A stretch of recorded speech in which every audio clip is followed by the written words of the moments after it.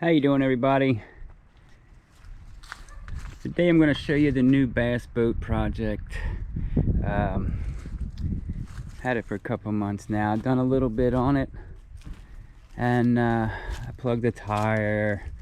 I changed the running board and rewrapped it. Just some minor things I've done. I've sanded the whole entire thing down by hand with a 800 grit wet sand. I'm going to 1,000 and then a 1,500 on it. We'll then polish it, buff it. I've got some decisions to make on what I want to do with the boat. Definitely getting a new trolling motor. This is just a 36 pound foot control. It does the job right now, but if you got a lot of wind, it's not very good. I have floor cracked, which isn't too bad really. I'm just gonna put a new floor in here. Trying to debate whether or not to just fiberglass it, or put some plywood in and then fiberglass it, or I don't know. What do you guys think? Tell me, put some comments and let me know what you guys would do with the bottom of the boat and how you would fix it. Never done that kind of restoration before, so I've done some looking on of course YouTube, and seen a couple different ways to do things. So I'm just tossing it up in the air right now, deciding on what I want to do. After I sand the boat down and polish it up, I'm going to see if it'll bring the luster back. If it doesn't, I was thinking about getting it wrapped, or I could airbrush it. I am an airbrush artist, and I definitely could airbrush the boat. It's just time consuming. That's all. That's just the thing. That's it. So I'm not sure what I'd even put on it yet. But we got a Johnson 1986 V4 120. This damn thing screams, I'm telling you. It's got a lot of ass behind it, and it really scoots this boat. I haven't even opened it all the way up yet. I don't need to. Goes fast enough where I take it up on plane. So this is a Procraft 1780V. I believe it's a 17-foot 8-inch boat, which is considered the 18-foot boat. The whole entire floor here is pretty weak. It looks like they only used some Luan and fiberglassed it, maybe one coat over it, so it wasn't very strong in the first place.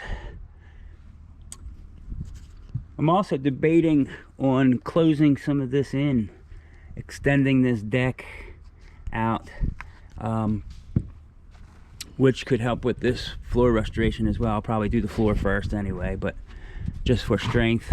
But I was thinking about maybe making it removable so I could take it out if I needed to. Say I had, 5 people come in the boat for a day just on the lake, and we're not fishing that much, and we just kind of want to cruise and sightsee or beach and swim or whatever. I'd need the space, so I could take it out.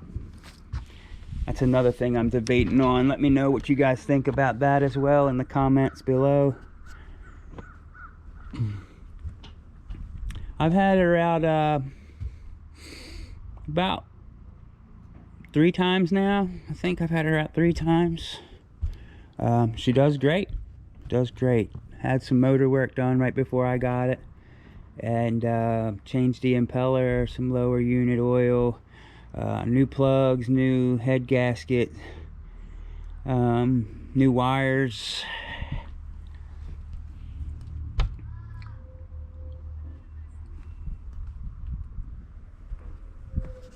Yeah, so this is it. Speedometer works, RPM gauge works, The plain gauge works. My gas gauge tends to stick a little bit. I'm thinking the float in the gas tank might be sticking. I might need to change that or just check it out. All the bilge pumps work, lights work, both. I have a live well here in the front, and I have one in the back. Both of those work as well. Pretty good boat, man. It just needs a little love. It needs to be prettied up a little bit. The trailer ain't in bad shape. It just doesn't look the greatest. It needs to be sanded down and repainted, which that ain't too hard to do. I'll probably just go on a solid color or something with the trailer, and not really try to make it match. There's not really much room on the trailer to put anything on anyway. So, but yeah, let me know what you guys think about what I should do on the boat if I do paint it. Some kind of design ideas, or maybe something. You don't have a lot of room to do it on, but I would definitely, come down at least to this first level change here, and that way while it's on the trailer you could see it. That's the new boat.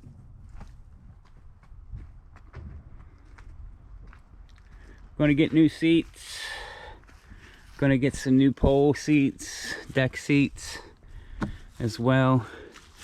And a good friend of mine, Lonnie, I was talking to him yesterday about a water filter for my fuel line. I do not have a water separation filter in here anywhere, and he said it'd be a good idea to have one, so I'm gonna get one of those as well ASAP. They're like $40, and it's not too much. Just put it right there in that line, mount it somewhere. Got a new battery for the trolling motor, old battery, cranking battery, and then somewhat new battery for the cranking battery there as well, and inboard charger. I have 2 bilge pumps and the pump for the live wells. Needs to be cleaned up a little bit. Some of these terminals here could be replaced, just for better connections, better amperage. But yeah, everything works good in the boat. She's a little temperamental to get started. She don't like to wake up, but once you get her going, boy, she's a roaring beast. We'll have some footage coming up here soon out on the water with her, so make sure you hit that subscribe button, hit that notification bell. That way you can see all the process of restoring this Procraft Bass Boat, 1988 Procraft Bass Boat restoration and fun in the sun here in Western North Carolina. I'm starting up a guide business this year, and I'm excited. I've always wanted to do this, and hell, there ain't no better time than now. So you guys are ever coming out to the Western North Carolina area, you want to do some trout fishing, you want to do some bass fishing, you want to see some waterfalls, learn about mushrooms and plants, check me out, man. Epic Outdoors Adventures.